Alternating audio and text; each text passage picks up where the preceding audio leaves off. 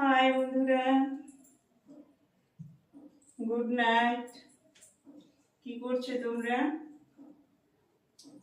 রাতে ডিনার হয়ে গেছে। তোমাদের দুষ্টু মিষ্টি বন্ধু চলে আসলো তোমাদেরকে গুড নাইট বলার জন্য। ভাবলাম দেখি বন্ধুরা কি করছে, যাই একটু খবরটা নিয়ে আসি আর বন্ধুদের সঙ্গে একটু দেখা সাক্ষাৎ করে আসি। এইভাবেই দেখা সাক্ষাৎ করতে হবে কি। হাই বন্ধুরা, গুড নাইট। কি করছো তোমরা?